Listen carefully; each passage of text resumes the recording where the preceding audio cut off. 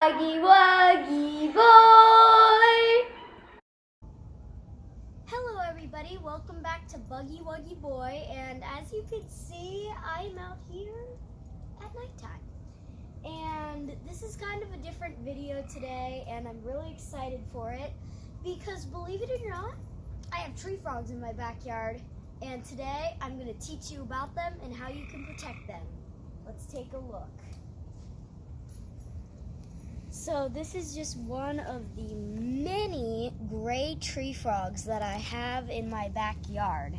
And this is actually on my pool cover right now.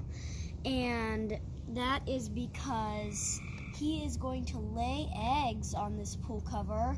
And then I will, of course, take them and then take those eggs and then build a pond for them and raise up the tadpoles so that they can go off into the trees to become frogs. As you can probably tell by their name, these are a tree frog. And if you didn't know, some frogs, actually many frogs, live in the trees. So they only come down to lay their eggs, which, like this gray tree frog here, they only come down to lay their eggs. Otherwise, they're up in the trees. So even though we have hundreds of them back here, we hardly ever see them. So the gray tree frog is a very common species here in Ohio and also some other states nearby. And if you can hear that croaking in the background, that is actually a gray tree frog croaking. And they have a very croak. That's how I can describe it. It literally sounds like an old grandpa, in my opinion. But they have very variable color. Their colors vary a lot. So some are like mossy colored, like our example here, and some are like a light brownish gray, like a variegated, I would describe it. And, oh, he just croaked. That was awesome. So they also vary in size. I don't know if that happens with age or whatever, but I noticed some big ones when I found 5 of them in my pool the other day. I noticed some big and some small, so I don't know if they're just different sizes or if they're just different ages. So a few things about the gray tree frog is that they have very sticky toe pads to help them climb. And if you ever hold one, which I'm not going to do today because the oils on your skin can in fact kill frogs, but if you ever happen to pick one up, they have very sticky toe pads, and that is to help them climb up the trees. And what they eat is various insects. They eat crickets, they eat moths, they eat a ton of different insects that they can find in the trees.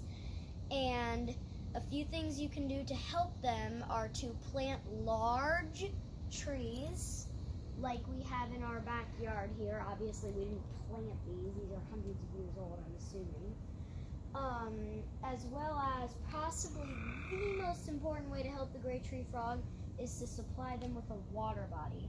So simply give them a still pond so that they can lay their eggs in, and then their tadpoles will hatch out and climb up into the trees. They're so cute. I've raised them many times before just to help their population.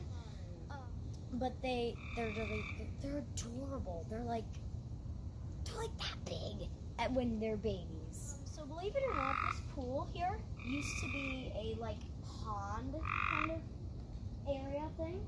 So they would lay their eggs. The old people didn't take very good care of it. Obviously, it's a pool again. But the cover broke, and the tree frogs would lay their eggs in it, as well as various other animals. They would just grow to the hundreds. But since we turned it into a pool again, they have declined hugely in our backyard. So I am building various pondscapes. If you've seen my video last year about raising the tadpoles and building their pond, a lot of things like that to help them grow up, because obviously our pool is now. They really don't get much of a chance to breed except by me.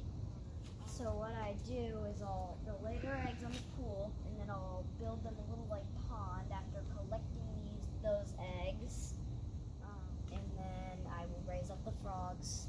And I'll get in more depth about that when I do it later this summer.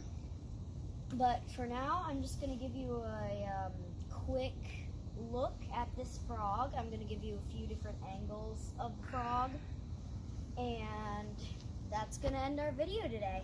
Thank you guys for watching, and enjoy this following montage of this little cute froggy.